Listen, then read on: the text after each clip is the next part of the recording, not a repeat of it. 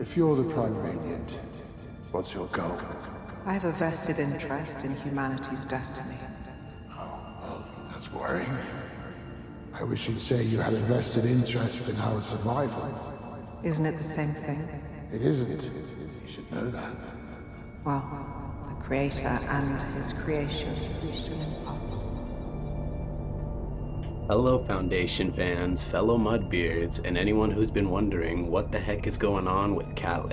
Kalle is a mysterious reoccurring character within the Foundation TV series. Her character is the center point of a lot of mysteries we see within the show. And if you stick around till the end of the video, I'll be breaking down her potential involvement in the robot wars, and how she could be the driving force for so many of the story's events. But basically how this video is going to work is I'll break down what we've seen of Kalle so far and some minor theories that don't go too spoilery. And later on in the video, we'll be tying more book references and seeing where exactly the character of Kalle could be going.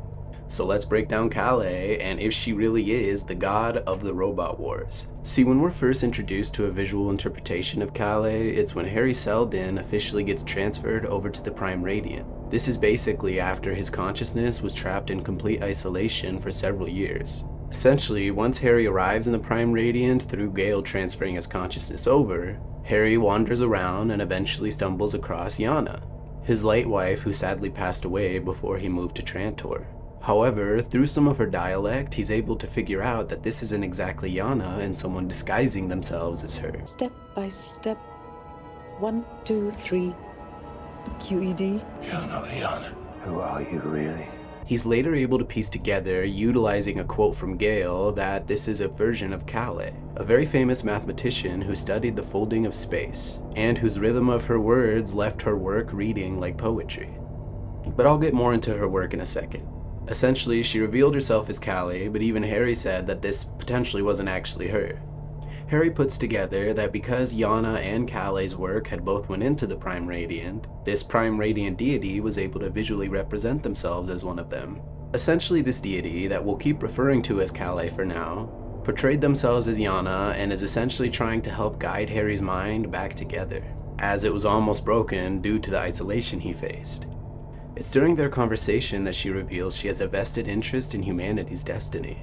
This makes Harry uncomfortable because the Prime Radiant was intended to be invested in humanity's survival. Kalle debates whether this is the same thing, and Harry confirms that it's definitely not.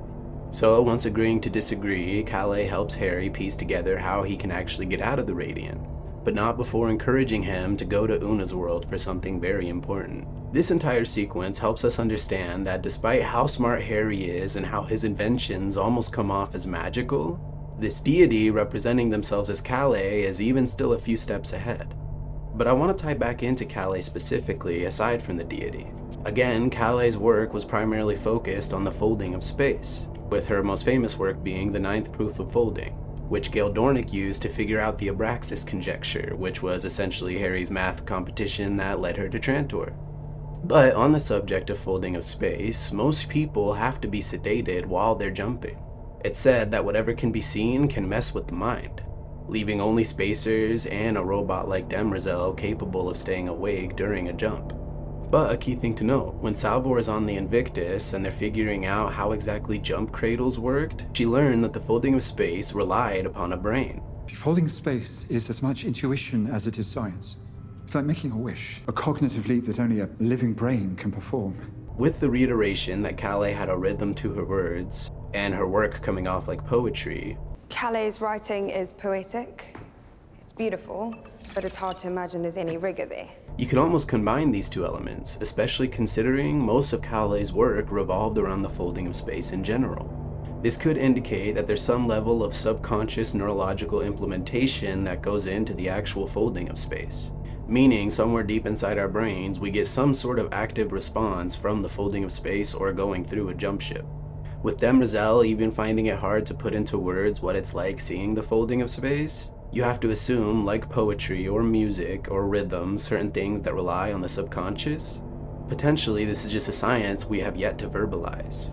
Almost like mentalic abilities, which presumably in this series have more of a scientific origin rather than some mystical force-like entity. But that does definitely leave some mysteries behind the folding of space, like what would people see if they were awake? Why did Gale wake up momentarily? Was it because she was already a mentalic, or did this process boost her mentalic capabilities? Notice how the few people who can see the folding of space have some sense of mystical belief around them. Like the Spacers' very humble colonization type mentality where they seem to just want to spread themselves across the galaxy. They don't carry themselves with the same ego a lot of humanity does. And I would argue the same for Demerzel. As we know, before she became the Forever Empress, she was deeply devoted to Luminism. I believe whatever's going on in regards to the folding of space ties directly into whatever's at the center of the galaxy within the series. This was something referenced by Polly when him and Brother Constance were arriving on Trantor. Is Trantor really the center of the galaxy? Not literally. That distinction belongs to a supermassive black hole. But let's cut back to Kalle. The next time we see Kalle is on Una's world. With Harry sort of tricking Salvor and Gale to going to Una's world rather than Ignis, he then has Gale bring the Prime Radiant / himself over to a giant mountain. Some key facts to know about Una's world is long ago it was rich in a resource known as palladium. This resource is heavily utilized and sought after by Empire. But an interesting thing to know is supposedly once Una's world ran out of the resource of palladium, the Empire turned its autonomous mining machines against the population, leaving it to be a barren wasteland. But a side note, this seems kind of out of character for Empire. As we've seen, when they abandon most other planets, they simply leave it behind, rendering these planets to fall into a form of barbarism. This, coupled with the fact that Una's world seems to be home to some sort of religion or mystical elements, you can assume there was another, more nefarious reason that Empire turned all these machines against the populace. Likely because of whatever was going on within that strange temple. See, when Harry arrives at this temple, he's left behind for a little bit and later picked up by Gale. But he's no longer just a digital consciousness. Instead, he's an actual live, living human being. But a key thing to note, before Harry's revealed in his new body, the excavators seem to wake up. It's presented as if Salvor and Gale accidentally triggered them in some way. And while they are life forms and these excavators are supposedly sent to attack life forms, I wonder if they were actually woken up by whatever process was going on within those mountains, the same process that resulted in Harry receiving a new body. You gotta think, if someone was capable of creating actual human beings, or at least the closest thing to them, the Empire would rather take control of this technology rather than get rid of it. But who's to say they didn't take control of this technology? And who's to say whatever technology went into creating Harry a body is the same stuff used to create the Cleons. We know that Cleons, as clones, transfer their memories simply utilizing a small tiny chip. So there is reason to believe that there is another method to creating bodies of human beings outside of what we've seen in the Imperial Palace. But there could have also been nothing within this mountain, and it could have been Kalle herself that created the body of Selden. Because, as we've seen with her next appearance we'll discuss, she's capable of some pretty crazy things. Now, next time we do see Kalle is in Season 3, but before we head into that, I wanted to drop another minor theory. See, by the end of Season 2, before the massacre of Terminus by the Empire, Harry ends up giving the Prime Radiant to Demerzel, urging her to build a better future. Later in Season 3, when a character named Ebling Miz questions Harry on why he would give something so powerful like the Prime Radiant to a faction like Empire who want Foundation gone, Harry doesn't answer, seemingly growing frustrated and kicking this character out. And when we cut to Demerzel, even she doesn't fully understand why Selden would give her the Prime Radiant. Her theorizing that seeing the Empire crumbling within your hands is different than just knowing it could potentially crumble. But I don't see Harry as that malicious, even though he does hate Empire. No, what I think is Harry, already being influenced by the Prime Radiant, was encouraged to give the Prime Radiant to Demerzel. Because just like how the Prime Radiant influences a lot of the events we see, it likely is influencing how Demerzel is leading the Empire, and presumably taking her a direction it wants her to go. Now, whether that be gaining her agency and freedom from being an Imperial servant, or on a larger scale, leading humanity to a certain direction they need to be, we don't really know. But let's cut to the next time we see Kalle, and it might help us figure it out. See, in Season 3, during the times that Gale and Selden were jumping, Selden at a certain point decided to stay awake. During this time, he helped prepare the Second Foundation, but also did research into the future crises they would face. Harry says some very interesting things to Gale about what he figured out. We then cut to Harry sort of saying goodbye to Gale and preparing to either die or leave. He then stumbles across Kalle. He requests another reprieve or another human body like he got on Una's world, but Kalle unfortunately informs him, Grant me another reprieve. This body was your reprieve, and you did all you could while you had it. If you notice, out of all the times she's interacted with Selden, this is the one time that solidifies she truly does seem to care about him, coming off more often as a nurturing force for him rather than someone maliciously guiding him where they want him to go. It's a moment later, Selden questions why she would have given him a body in the first place. Salvor said, she said, Maybe someone was worried you'd reduce everyone in numbers if you weren't careful. Maybe someone wanted you to have some skin in the game. someone wanted me to have skin in the game. Why? Because we can't.